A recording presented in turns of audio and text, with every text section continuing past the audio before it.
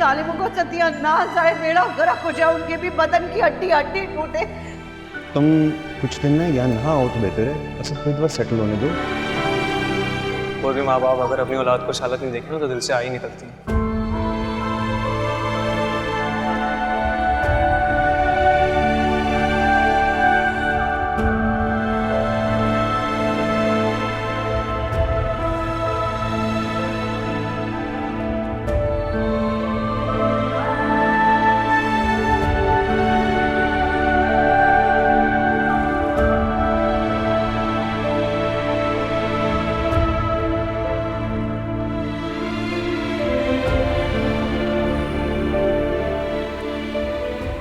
Office गई थी आज,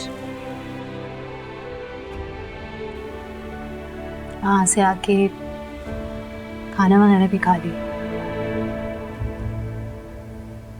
अपने डैड से लड़ी, मैं घर छोड़कर आ गई, उसके तुम मिलने भी नहीं जाओगी?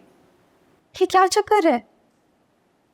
कोई चक्कर नहीं है, अभी अभी जॉब ज्वाइन की है, एडजस्ट कर रही हूँ, बिजी हूँ बस, और कुछ भी नहीं है।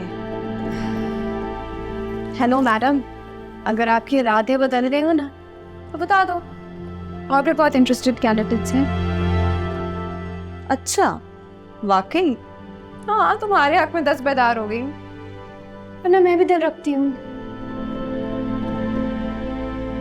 और चलो उठो, चलो असदी का चलो। नहीं नवीन, मैं नहीं जा सकती, मुझसे नहीं होता, उसके पेरेंट्स के सामने आई कांट। मतलब मेरे डैड ने उनके बेटे को इस हाल तक पहुंचा दिया और मैं रोज तीमारदारी करने पहुंच जाती हूँ। मुझे अपना आप मुजरिम सा लगता है यार। सबने कुछ कहा है तुमसे? नहीं, असल में तो मुझसे, तुम मेरी ताकत थी, मगर मैं गलत थी, तुमने बीच रास्ते में मेरा साथ छोड़ दिया। मुझसे शादी करोगी?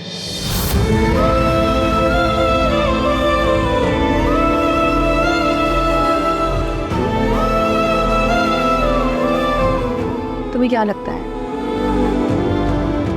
असद के घर वाले मुझे माफ कर देंगे? क्या इस बात की वजह से मैं अपने वादे से फिर जाऊं? तो मैं कैसा वादा जो निभा ना सकूं?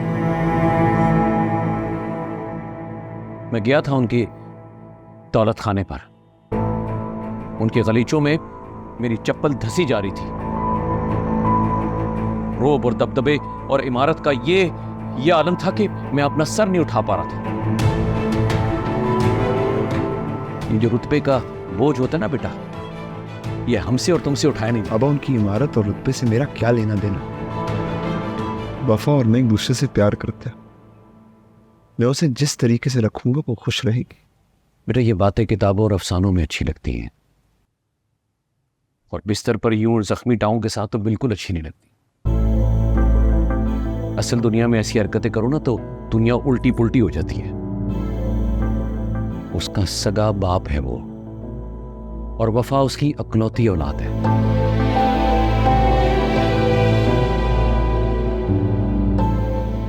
और इस दुनिया में तो वफा उसको छोड़ेगी नहीं, छोड़ना चाहिए भी नहीं।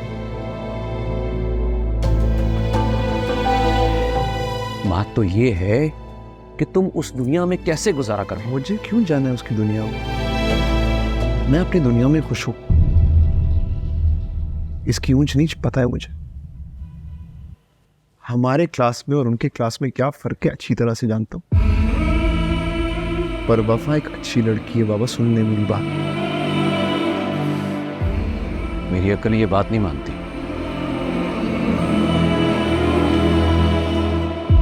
मैंने जिंदगी में बहुत नशेब व फराज देखे हैं, बहुत धक्के खाए हैं, मेरी आंखों ने बहुत कुछ देखा है। मुझे ये रिश्ता होता हुआ नजर नहीं आता। भाई इनकी मर्जी तो ये है कि अपनी भांजी ले आए और अपनी मर्जी के सामने ये सारी दुनिया को गलत साबित कर सकते हैं। फिर वही जहालत। बेटा एक बात याद रखना, जिंदगी में हमेशा वो लड़की चुनो जो जाहिल ना हो, वरना जिस तरह तुम्हारे बाप की जिंदगी में जहर घुला है ना, तुम्हारी जिंदगी में घुल जाएगा। हाँ, तो आप अब ले आए दूसरी जो आपकी जिंदगी में शहद घोल दे। अम्मी कैसी बातें कर रही हैं आप? हाँ तो इनकी नहीं सुन रहे, जहर में बुझी हुई जो बातें कर रहे हैं। बाबा और आराम से लेटा रहे यार, आराम से लेटा, बस चुप हो जा।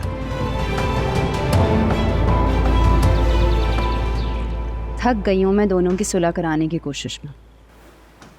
तो क्या ज़रूरत है तुम्हें सुलह कराने की? तुम टेंशन क्यों लेती हो वैसे? तुम रिलैक्स करो। कैसे रिलैक्स करूँ? इस घर में ना 3 लोग रहते हैं जिनमें से 2 बात ही नहीं करते। तो कर लेंगे, जब उनका मूड होगा वो कर लेंगे। शहरोज, एक अजीब सी ना ऑकवर्ड सी सिचुएशन हो जाती है। मैं किससे बात करूं?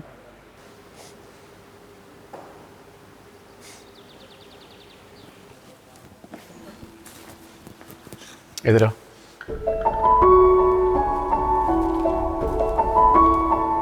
बैठो।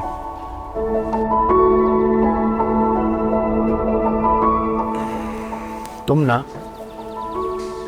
मुझसे बात करो। बोलो, क्या मसला है?